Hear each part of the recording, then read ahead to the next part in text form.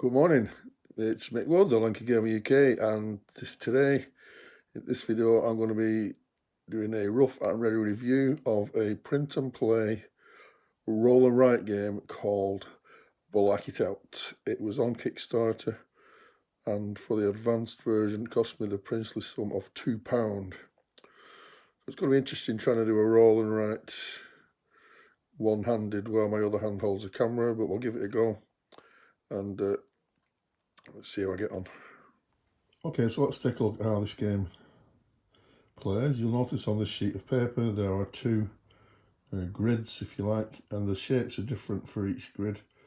There is additional grids as well, different shapes. And the way this works is you roll 3 dice and choose any 2. So I've just rolled a 2, a 1 and a 4. And it's a bit like count stop. These, I've got to choose now any 2 of those 3 numbers. So 2 and 1 is 3, 2 and 4 is 6, 1 and 4 is 5. So my choices are 3, 4 and 5. And as I look at the different shapes, you can see, depending on which combination I use, I will colour that in on the grid.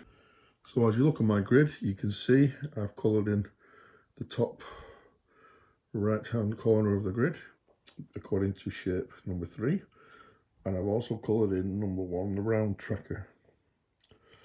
Now the reason I'm using coloured felt pens is quite simple. I often forget to fill in the round tracker, and if I'd done it all in pencil, then all the shapes would meld into one, and I couldn't figure out how many turns I had. So by using different colours, not only will the finished shape look quite pretty with all the different colours, but I'll also be easily able to retrospectively check how many turns I've had. So as I said, I started at the top right hand corner, and all subsequent shapes must touch my first shape. So the board will spread out. I can't put one in the bottom left corner, for example, next turn.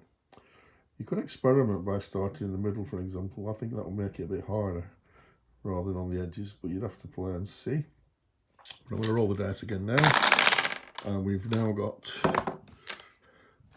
3, 3 and 1, so it's a lot easier to figure out my choices. My choices are 4 and 6, so as I look on the screen, 4 and 6. So I'm going to go for, let's see, 6. Now I can also rotate and flip these shapes any way I choose. So on number 6, I'm going to rotate it 90 degrees. So as you look down here, I can do it something like so. It's like a T shape. And I would colour in number 2. And depending on how fussy I am with the colouring, there you go. Okay, so you're rejoining the game after 10 turns, or 9 turns rather. Just wanted to point out on turn 2, I think I said I rotated the piece 90 degrees, in fact it was 180, in case anybody was really paying that much attention. But as you can see, I've managed to fill in quite a lot of the edges, but the game is fairly easy for the first half, maybe even the first 3 quarters. But then it gets tricky as you have to fill in the shapes. So what I'm going to do is carry on playing the game, and I'll rejoin you when I get to about turn 15. Okay, so you rejoin me after 15 turns, and as you can see, I've done really quite well. Promise you I've not fiddled the numbers, but there's a big space in the centre of the sheet that needs to be filled in. So the options are getting very much reduced, but at the moment there are no missing spaces. So let's roll the dice.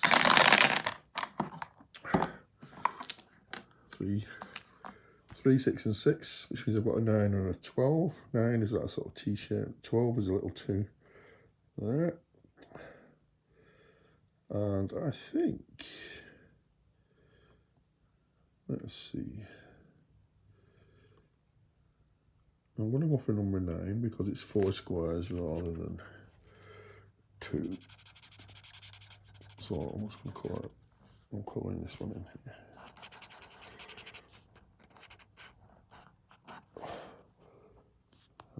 16 turns.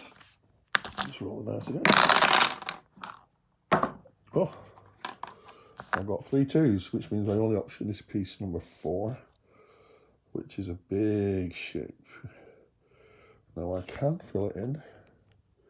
Let's use the greeny one. So it's going to be like this.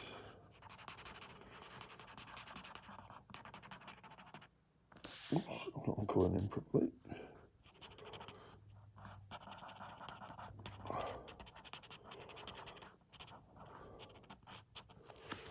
So you can immediately see there is a gap of 1, which I cannot fill in. In fact, I'm just going to, let's just get the blue one, put a cross through it. So you can see now there's definitely 1 space that I can't fill in because there isn't a shape, there's only 1 square. So I'm left with a block of 4, and 11 or 12 is pretty well the only ones that will fit in. And I've only got 3 turns left, so I need to roll 11 and 12. I've got 3 turns left, so let's show you the dice so you can see I'm not cheating. I've got a 3. Ooh. Actually, I want an 11 or 12, so I can't do anything with that. So that's 1 dice that I can't do. I've got a 10, and that's no good. And the last one,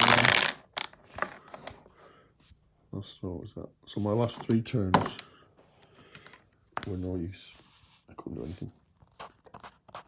Which means there's a block of 4 and a block of 1.